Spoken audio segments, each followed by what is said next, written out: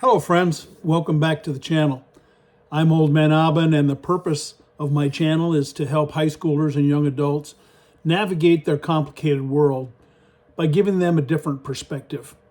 The perspective of looking back at the same choices that I made when I was your age and what I learned in the process of my successes and my failures. Today I'm going to be continuing with part 3 of my life story and how I got here. Not long after the cop brought me home on the day that I was lost, we moved away from Boston and we moved to California to live with Mom's friend, Mary. We took our suitcases, we boarded a shiny silver train, and we headed to California. Now, let me tell you, California was like a different planet. It was hot. So hot, and it never rained. In Boston, it rained all the time. In California, it never rained. Everything in California looked so different. It was like we moved to the moon, as far as I was concerned. The houses in Boston were gray, brown, green, blue, and most of them were 3 stories tall. It seemed like all the houses in my California neighborhood were some variation of beige and only 1 story tall. The houses were made of something that looked like cement. I later learned that it was called stucco. There weren't the wooden houses with boards on the outside like the houses that I was used to back east. The plants were different. The animals were different. And the people were different.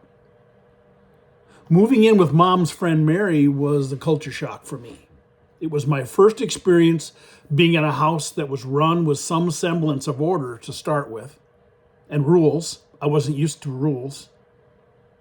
You know, like an actual home. I'm totally not prepared for that. For one thing, there was food in the fridge all the time, but none of it was edible. And what I mean by that is that when Mom and I were in Boston, any food that I found in the apartment was pre-prepared or pre-packaged, ready to eat. This was my first experience being in a place that had food that was bought to be prepared later with meals in mind. That was a totally foreign concept to me. Like I said, it was always hot in California, and rather than fight the heat, we took naps in the afternoon. But I was an explorer, if you remember me saying, not a napper. So before long, I was getting into trouble during siesta time. Mom and I shared a room at Mary's house, and as soon as Mom would fall asleep, I was out of there. I was gone exploring. One day during nap time, I went to the fridge for a refreshing glass of Kool-Aid, but the pitcher was empty. Well, undaunted, I took matters into my own hands. I was going to make my own Kool-Aid. So I got the Kool-Aid packet from the drawer, I dumped it into a glass of water, and I stirred it up, and it tasted awful. So I climbed up on top of the counter, and I got the sugar, and I started adding sugar to the glass of Kool-Aid, but no matter how much sugar I put in it, it didn't taste any better. So I finally dumped it out. And Mary was very unhappy with me when she found a big red stain on her counter and her sink. I heard her and Mom arguing about it later that night. There was another time during nap time that I went to the fridge and I was bored and I saw a packet of eggs in there. And that fascinated me. So I took this dozen eggs and I went outside and I was playing with them. And I threw one against the side of the house and it splattered against the side of the house. It was cool. It was fun. So I took all dozen eggs and I splattered them against the side of the house. Now, after baking in the sun for a day before being discovered, those eggs ruined the paint on Mary's house, and she had to repaint that side of the house. Yeah, I was a handful, and Mom and Mary fought about it a lot, loudly. One thing that didn't change in California was my ability to blend in and not be seen. California people seemed even more self-absorbed than those back in Boston. No one gave a little kid with no shirt or shoes a second glance, and I blended into the background like a blade of grass in the middle of a field. I began exploring my new neighborhood and learning the lay of the land of the world around me. And since I really didn't have any close relationships in Boston, I really didn't have any friends. I was not emotionally attached to anyone. So a new place was just a new adventure waiting to be written. But the biggest thing that happened during one of my nap escapades was an event that I will never forget. Mary's dad shared the house with us as well. So it was me, Mom, Mary, and a guy that we called Uncle Bob. And Uncle Bob was a little strange. He walked with a limp, a really pronounced limp. But he treated us well. He liked to entertain me with corny magic and tricks and jokes, and I actually thought he was a pretty cool guy. He had his own room, and it was full of really interesting things to a 5-year-old, and I used to sneak into his room when he was gone and just kind of check out what the kind of things that he had hidden in there. One day during nap time, Uncle Bob had fallen asleep on the couch, and so because he wasn't in his room, it gave me access to there, and so I snuck in. I went in, I closed the door, and I began snooping around in all of his stuff, and I found all kinds of little treasures that quickly found themselves into my pockets. Now, growing up in the streets of Boston had taught me that when you found something useful, you took it in case you needed it later. So everything was going according to plan. I was filling my pockets with really cool stuff until something underneath Uncle Bob's bed caught my attention. It was big and it was wrapped in a blanket, and the blanket was all taped up and secured. So whatever it was concealed, and I wanted to see what it was. So I started yanking and tugging and figuring out a way to get the tape off, and I finally revealed it, and it was a human leg.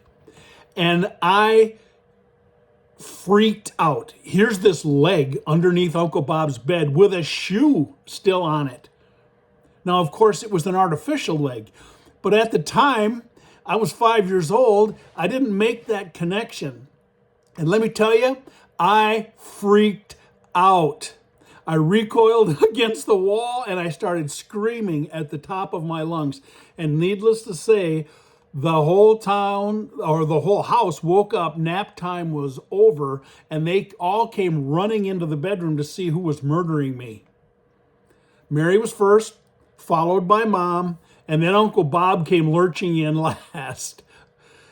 It took a lot of explaining and several nightmare-filled nights before I came to terms with the fact that Uncle Bob had an artificial leg. He lost his real leg in Vietnam, and he never felt the need to tell me that it was a fake leg. And so that was the reason that he walked so funny and had this limp.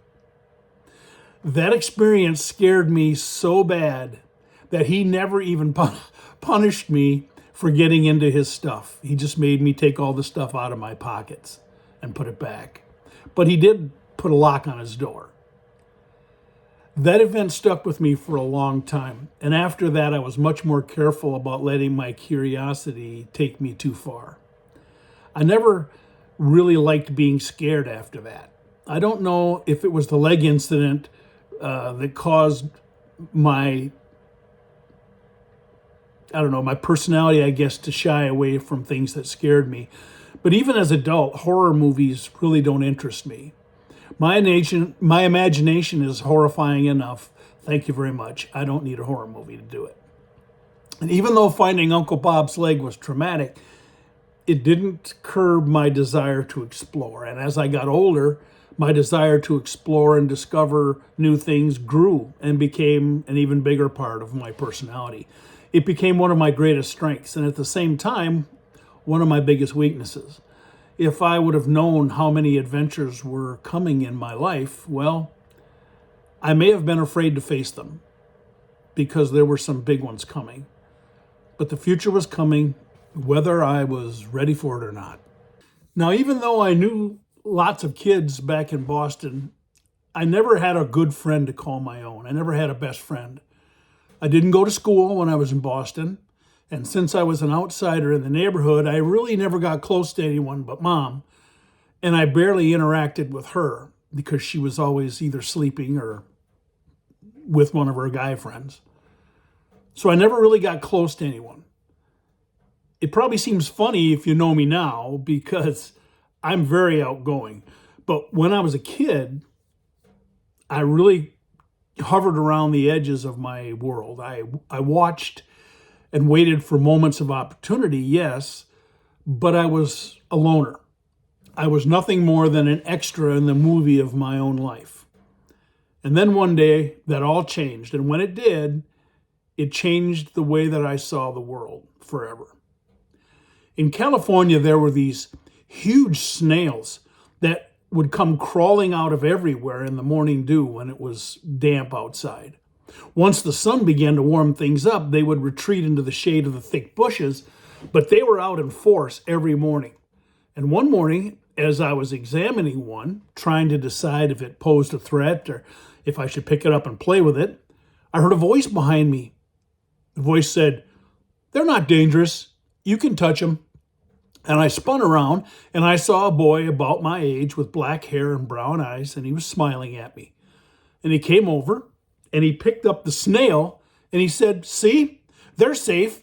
And he stuck it on the side of his face.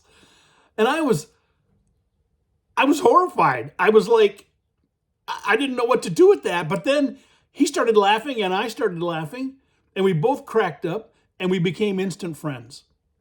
And I didn't ask his name and he didn't ask me mine. We had just randomly found each other and we bonded on the spot. I found out that my name was Paco. One day, several days after we met, his mom called him to come home for lunch. And Paco took me home to meet his mom. And his mom made sure that I never missed lunch in California again.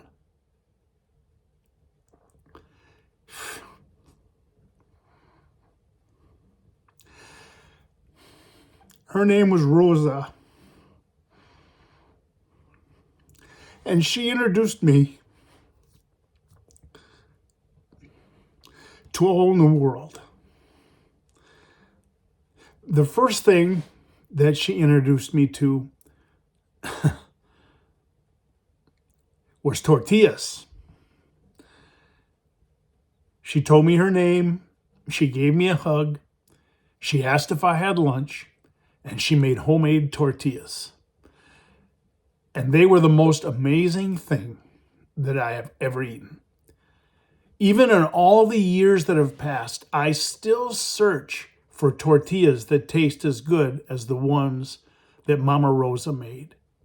But I haven't found them yet.